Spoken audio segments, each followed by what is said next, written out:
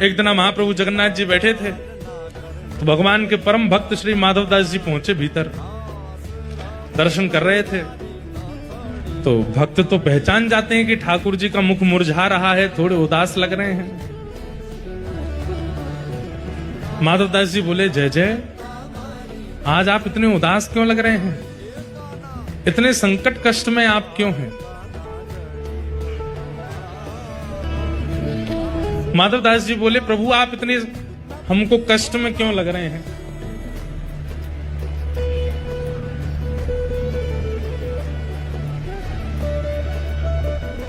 तो जगन्नाथ जी बोले, हमारा मन नहीं लग रहा। बोले, क्यों नहीं लग रहा?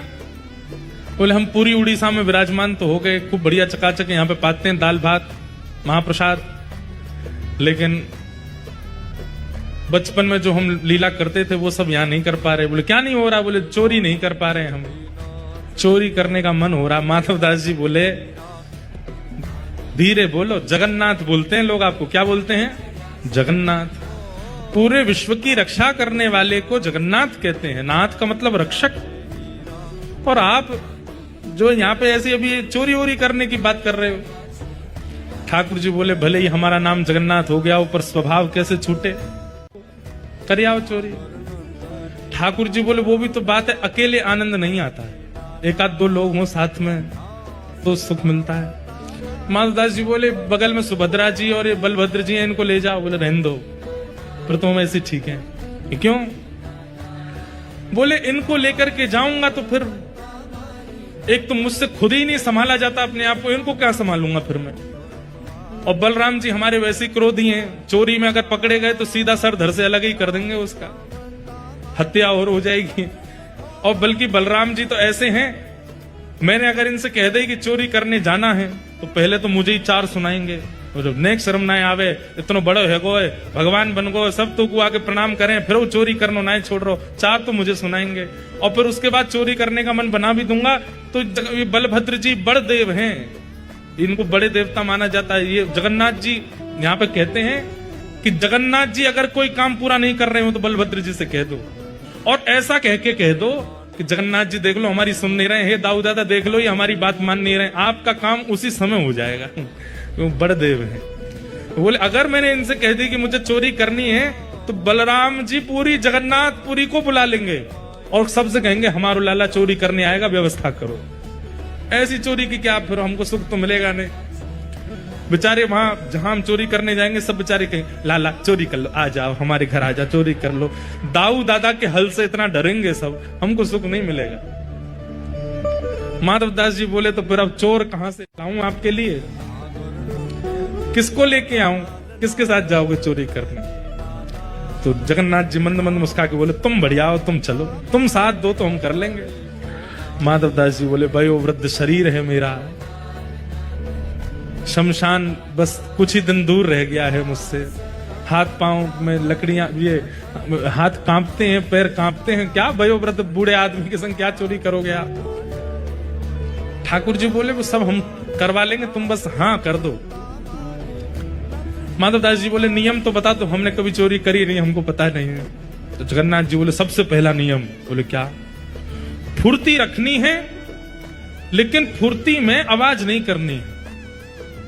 मतलब गति तो तेज हो, पर जैसे हम चलते हैं तो हमारे पैरों की आवाज आती है, हाथों की आवाज आती है, कपड़ों की आवाज आती है, आवाज नहीं आनी चाहिए। फुर्ती भी हो और आवाज ना हो, पहला नियम। और दूसरी बात, पलके नहीं झपकनी, नेत्र खोल कर रखने, कान खोल के रखने, ध्यान रखना कहीं से कोई आ नहीं जाए। बोले, अच्छा और कोई नियम? बोले, ये दो तुम निभा लेना, बाकी मैं संभाल लूंगा, चलो। माधवदास जी बोले, कहां जाएंगे चोरी करने? कौन गोपी, यहाँ कौन गोपी के यहाँ जाओगे? बोले, गोपी भोपी के यहाँ नहीं जाएंगे। तो बोले, ये जो राजा हैं जगन्नाथपुरी के, इनके बगीचा में खूब सुंदर सुंदर कटहल होते हैं, और देखो ये हम हमारे लिए भोग लगाने भेजते नहीं है, हम राजा जी को पत्र भेज देते हैं, कटहल भिजवा देंगे, कल कटहल ही कटहल पाना, आप चोरी करने का। अरे माधवदास, फिर तुम वही बात कर रहे हो, तुम कटहल मंगाओ, चलो कह दो राजा से कल एक कटहल भेजे। कटहल आया, बोले अब उसकी सब्जी बनाओ, सब्जी बनाओ। अब हमने पाली, अब तुम पाओ। वो पाली, बोले अब स्वाद मिल गया? बोले हाँ। अब तुम चोरी वाले कटहल का स्वाद देखना, इससे दुगना होगा। अब ये जो सुख मिला है ये फीका लगेगा उसके आगे, इसलिए अब चोरी करने चलो। माधव दास जी बोले ठीक है। तो बोले मैं रात में मेरे को सिंह द्वार पे मिल जाना। वो सिंह द्वार पे नहीं, दक्षिण द्वार पे मिलना। सिंह द्वार पे तो सब खड़े रहते हैं, रात में सोने नहीं देते, बैठ जाते हैं वहां पे। कई भक्त रात भर नाम कीर्तन करते हैं, सबको पता चल जाएगा मैं निकला हूं। दक्षिण द्वार पे मिलना। दक्षिण द्वार पे माधव दास जी बाहर प्रतीक्षा कर रहे हैं। रात्रि में ठाकुर जी आए, चुपचाप छोटे से लाला बन गए, बड़े बड़े नेत्र हैं, कारे ठाकुर जी, और सुंदर एक पोशाक अपनी ऐसी धारण करके आए, आंख ही आंख दिख रही है बस। माधव दास जी ने अपने कंधा पे बिठा लिया और यहां दोनों हाथ रख करके श्री जगन्नाथ जी जा रहे हैं चोरी करने। राजा के बगीचा में पहुंचे। कहां हैं? बोले देखो वो सामने कटहल का पेड़ है, वहां चलो। पहुंच गए बगीचा में, अंदर जाकर के जगन्नाथ जी उतर गए नीचे। ठाकुर जी बोले अब ऊपर चढ़ना पड़ेगा, ऊपर से कटहल तोड़नी पड़ेगी। तो माधव दास जी बोले कौन से पेड़ पर चढ़ना? अरे धीरे बोलो, कोई सुन लेगा, हम तुमसे पहले ही बोले धीरे बोलना, क्या चिल्ला रहे हो? जैसे ही माधव दास जी बोले इतने में कौन से पेड़ पर चढ़ना है, तो बगीचे का मालिक उठ गया। बोले मैं बताता हूं कौन से पर चढ़ना, रुको। डंडा लेकर के आया, कहां हो तुम? अब जगन्नाथ जी मुख बंद करो, माधव दास जी को छुपा में बोले कि इतना तेज क्यों बोलते हो? पहले ही कहा था आवाज नहीं करनी, देखो आ रहा है, ढूंढ रहा है हमको। छुप के खड़े हो गए, बगीचा में घूम के चला गया, वो उसको नहीं मिले।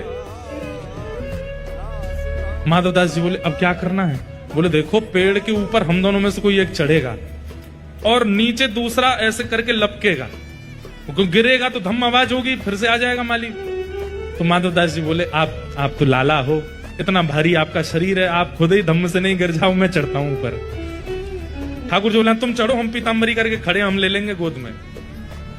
ऊपर चढ़ गए माधव दास जी। अब कटहल लेकर के अब माधव दास जी ऊपर से चिल्ला के पूछ रहे कौन सा दूं, जे वाला की वो वाला? ठाकुर जी बोले मरे खड़ो रहे ऊपर ही। इतने में ही बगीचा वाला बोले मैं बताता हूं कौन सा। ठाकुर जी तो वहां से भाज गए। अब ऊपर से माधव दास जी कटहल गिर रहे नीचे धम। अरे ये धम आवाज आ रही है, आप लपक नहीं रहे क्या? नीचे माली बोला मैं लपकूंगा, आजा नीचे।